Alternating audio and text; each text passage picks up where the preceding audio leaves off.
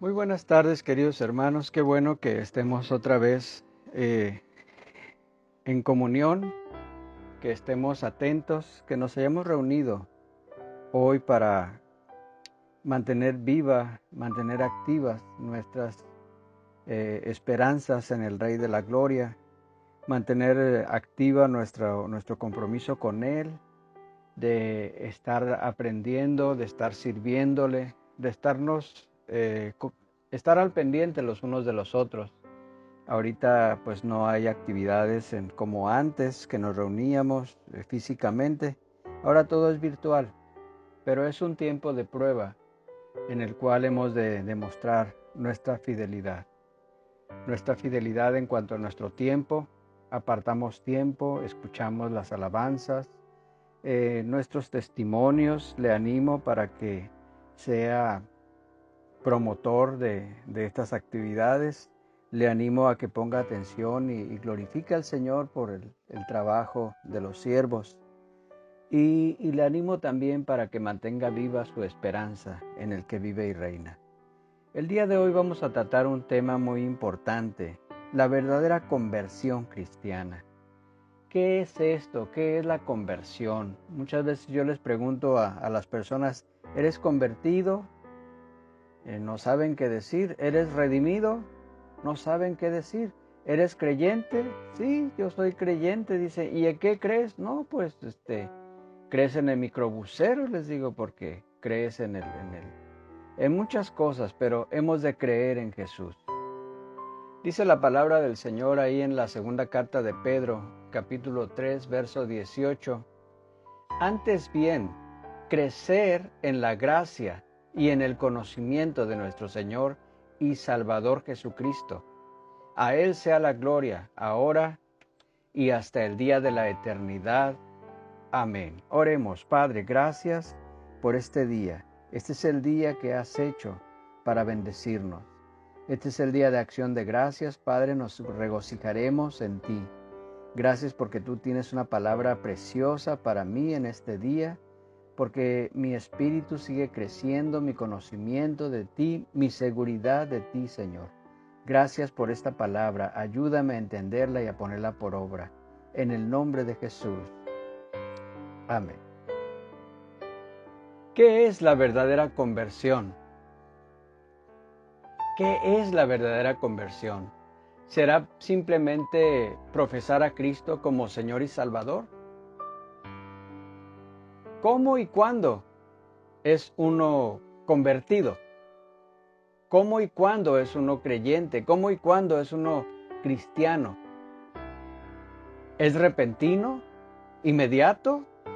¿O es un proceso gradual que dura toda la vida? Muchos luchamos con problemas y debilidades y pecados. ¿Espera Dios que haya superación, crecimiento? ¿Qué significa esto? ¿Cómo se logra esa superación, ese crecimiento? ¿Qué papel juega el Espíritu Santo? ¿Qué acerca de la fe y el arrepentimiento? ¿Qué significan estas cosas? Otros juzgan el camino de Dios de acuerdo a la conducta de los cristianos. ¿Puede alguien pecar y permanecer siendo un cristiano? Preguntémonos todo esto. ¿Y qué del perdón?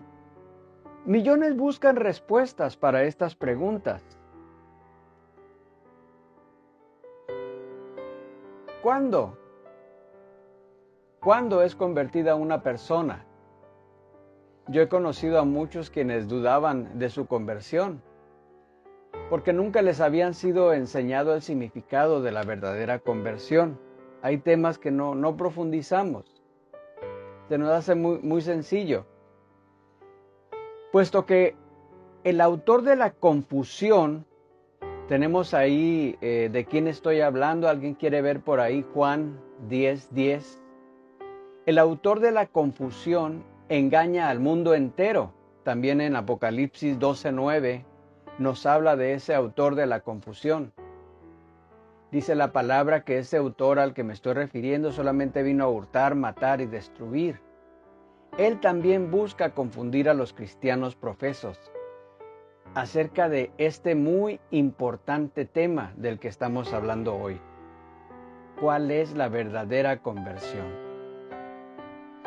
Y siguen las preguntas. Ustedes dirán, exactamente, ¿qué es un verdadero cristiano? Muchos se preguntarán, ¿habrá algún versículo en la Biblia al que podamos voltear para que nos dé la definición exacta de un verdadero cristiano y que elimine toda esta confusión? El apóstol Pablo escribió ahí en Romanos 8:14, dice, porque todos los que son guiados por el Espíritu de Dios, estos son hijos de Dios. Entonces, tenemos aquí la respuesta, Romanos 8:14. Un cristiano, entonces, es un hijo de Dios que ha recibido y tiene al Espíritu Santo. Le escucha y se deja guiar por él. Pero ¿será absolutamente esencial tener el Espíritu de Dios para ser un cristiano? Alguien preguntará. En este punto del contexto, Pablo ya había dicho, mas ustedes no viven según la carne, sino según el Espíritu, si es que el Espíritu de Dios mora en ustedes. Y si alguno no tiene el Espíritu de Cristo, no es de él. Esto lo tenemos ahí en el versículo 9 del capítulo 8 de Romanos.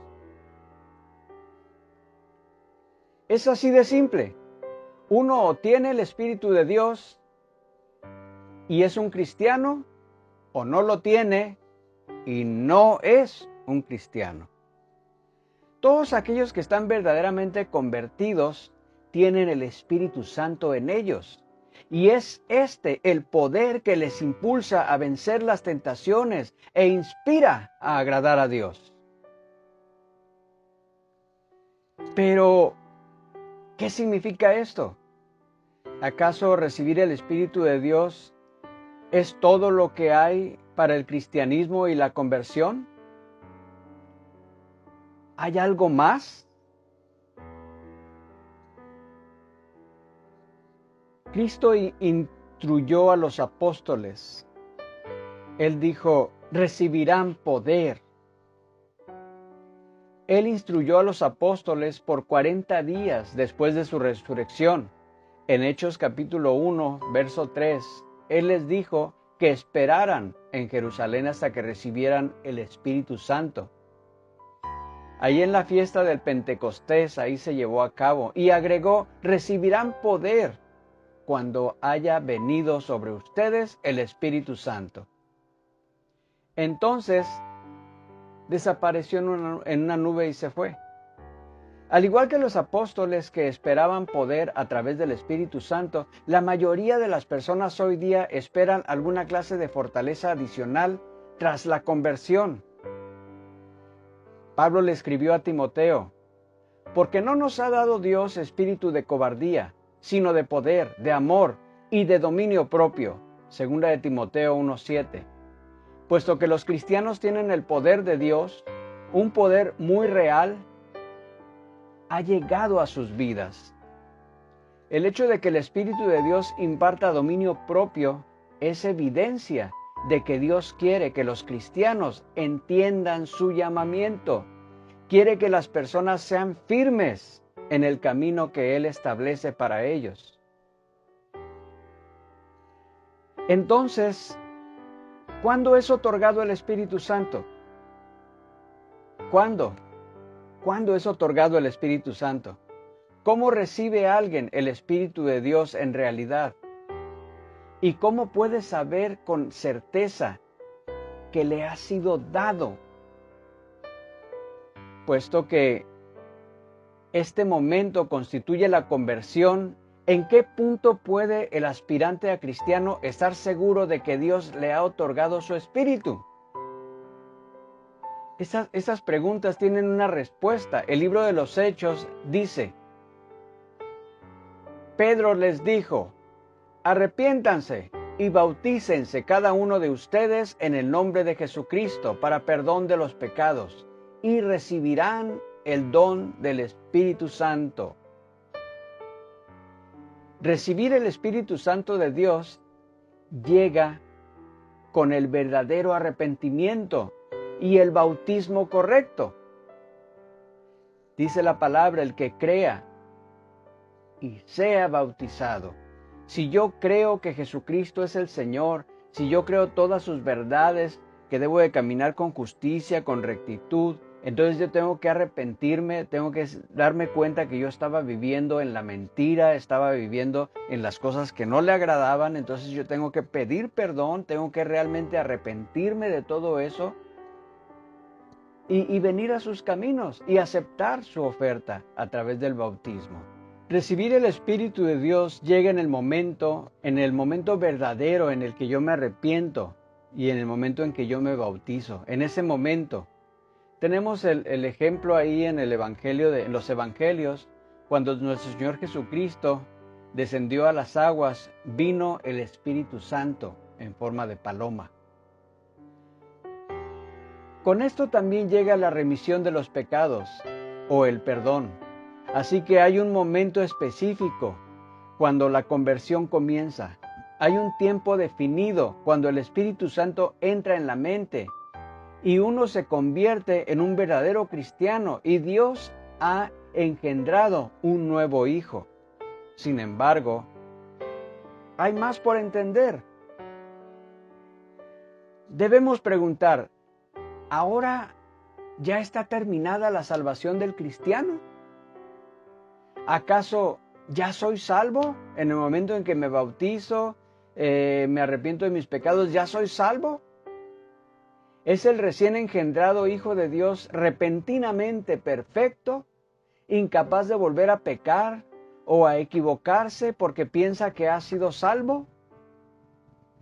La verdadera conversión cristiana es un proceso gradual de crecimiento y superación, de cambio y de desarrollo.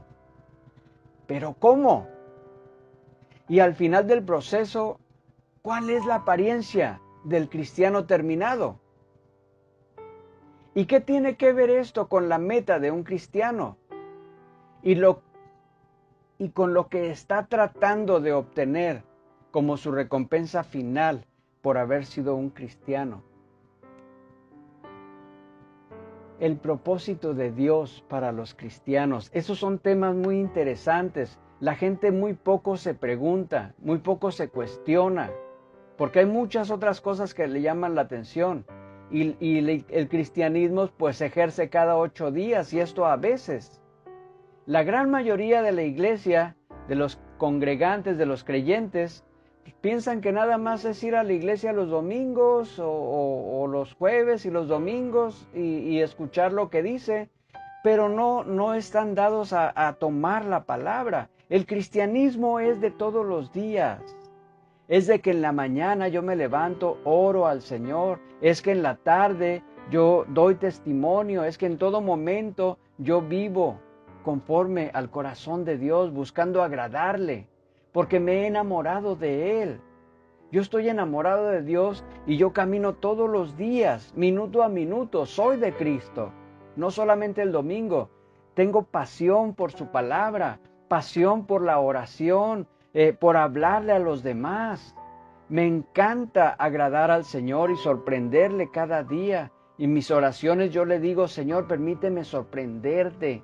Señor, permíteme servirte. Cada día con Dios es un regalo maravilloso. ¿Cuál es el propósito de Dios para los cristianos? Durante su ministerio, Cristo proclamó el Evangelio del Reino de Dios. Escondido dentro de este mensaje está el entendimiento del asombroso e increíble potencial humano para aquellos que verdaderamente se rinden a Dios. A donde quiera que Cristo fue, habló acerca del reino venidero, el reino venidero de Dios. Aunque la mayoría de sus parábolas estaban concentradas en este mensaje, pocos de quienes las escucharon entendieron su significado. Y cuando él hablaba estas parábolas, siempre incluyó cómo es que los verdaderos cristianos estaban calificando para convertirse en parte de este glorioso reino. Y yo te preguntaría, ¿estás tú calificando para el reino? ¿Estás tú calificando para el reino de Dios? En Mateo capítulo 13, a lo largo de los 58 versículos, nos encontramos una serie de parábolas. A estas parábolas se les denomina las parábolas del reino. Este capítulo comienza con la parábola del sembrador, ilustrando a alguien que tira semilla en diferentes ubicaciones y distintas clases de tierra. En algunos casos, la parábola describe cómo la semilla creció y floreció en la persona que la recibió. En otros casos, la semilla murió rápidamente después de que empezó a crecer, o no tuvo raíz en lo absoluto. Otros que recibieron la semilla crecieron en carácter, 30, 60 o 100 por uno en el camino hacia el reino. Esta es otra parábola, la segunda parábola, la del trigo y la cizaña. Esta parábola discute los frutos que aparecen en la vida de los cristianos, previo al tiempo en que Dios los recoge hacia su granero. En el camino, el fruto bueno o malo representa el crecimiento cristiano o la falta de crecimiento. El granero es un tipo del reino. Y luego la tercera parábola ilustra al reino comenzando como un pequeño grano de mostaza que crece hasta llegar a ser un gran árbol. Esta es seguida de la parábola de la levadura, ilustrando el reino de Dios como levadura regándose hasta impregnar la masa, la tierra, todas las naciones, todo esto, todo lo que la contiene. Luego tenemos la quinta, compara el reino con un tesoro escondido, encontrado en un campo. Quien la encuentre vende todo lo que tiene para comprar aquel campo. Y luego la sexta parábola describe al reino como una perla de gran precio, la cual una persona compra después de haber vendido todo lo que tiene para recaudar suficiente dinero para comprarla. La séptima y última parábola de este capítulo describe al reino como una red que recoge toda clase de peces. Los buenos peces son recogidos, los malos son descartados. Cristo explica que los peces buenos son aquellos que entran al reino. Los peces malos representan aquellos quemados y destruidos en un horno de fuego. En cada una de estas parábolas el mensaje es el mismo. Algunos, no todos, están dispuestos a pagar el precio para ser un cristiano. Hay mucho que hacer, hay mucho que sacrificar. La vida nos acostumbra, el confort. ¿Qué van a decir mis amigos si no voy a la pachanga? ¿Qué va a pensar él, mi compañero, mi compañera?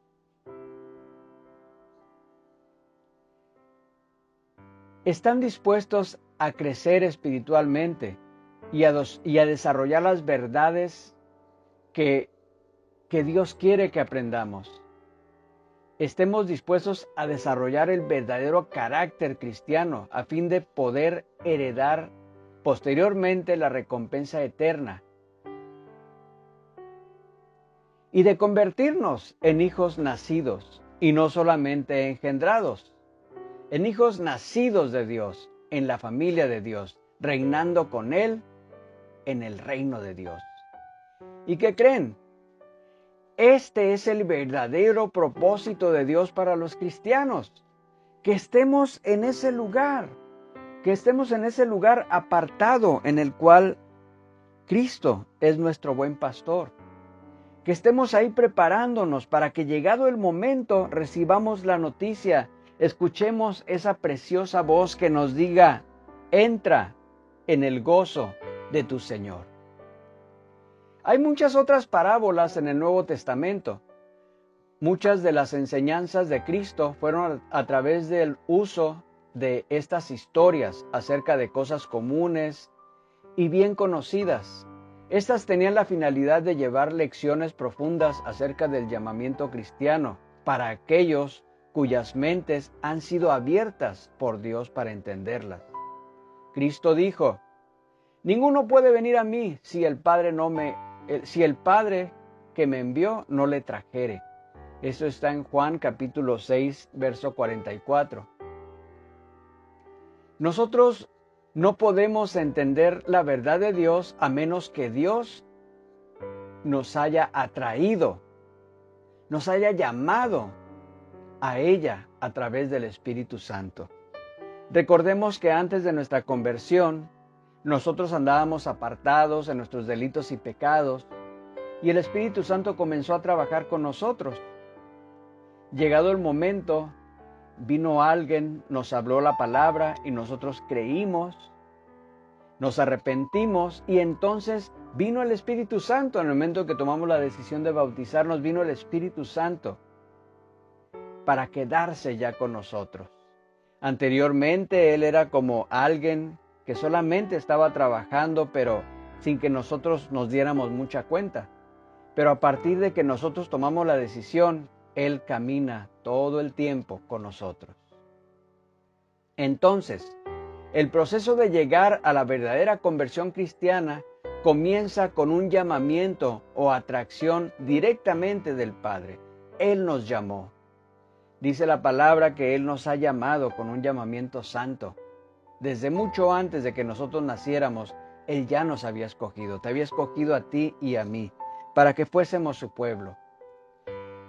Tenemos aquí las parábolas de los talentos, las parábolas de los denarios, la cena de las bodas, de las 10 vírgenes, la parábola de las ovejas y los cabritos, del juez injusto, de la higuera, de las ovejas perdidas, de la moneda perdida, del hijo pródigo, del mayordomo infiel, de Lázaro y el hombre rico, del buen samaritano y otras.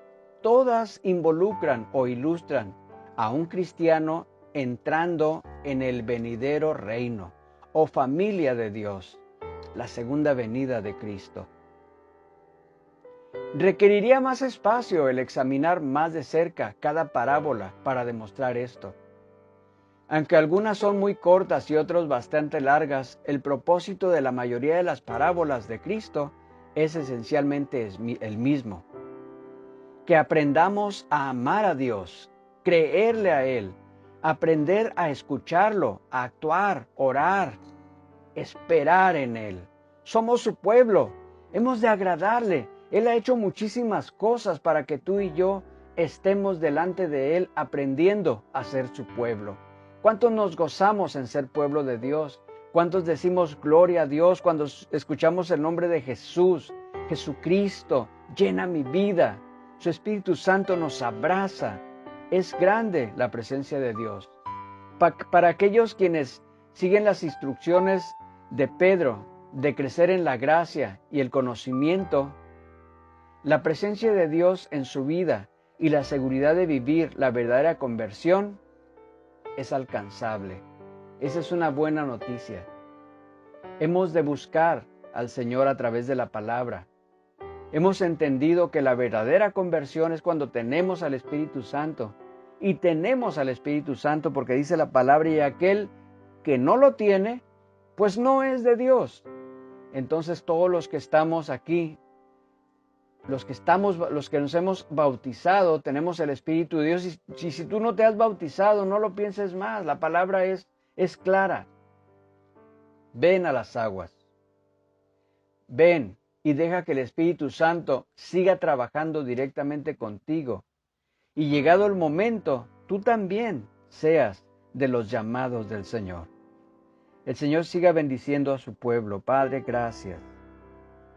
Gracias porque hoy nos has dado una verdad. La salvación es real. Tú nos has rescatado de nuestra vana manera de vivir. La verdadera conversión es tenerte a ti, Señor. Gracias, Espíritu Santo, porque tú nos escogiste desde siempre, porque tú nos preparaste. Ahora somos hijos tuyos, ahora somos hijos de Dios y nos gozamos en ello. Gracias, Dios, porque tú completarás la obra que comenzaste en nosotros. Gracias porque cada día nos haces mejores, nos haces aceptos en el amado. Gracias, Dios, por tu misericordia, por tu fidelidad, porque cada día nos hemos de acercar más a ti y hemos de fortalecernos más en ti y creer más en ti. A ti la gloria, Señor, en el nombre de Jesús. Amén. El Señor bendiga a su pueblo. Dele gloria a Dios, no se canse de orar. No se canse de estar en su presencia. Disfrútelo. Gracias por haber estado hoy. Les esperamos la próxima semana. Dese un abrazo mutuo. Dice la palabra, mira cuán bueno y cuán delicioso es. Dense un abrazo virtual. Oren los unos por los otros. Oremos los unos por los otros. Al Señor le agrada. Agrademos al Señor. El Señor le bendice.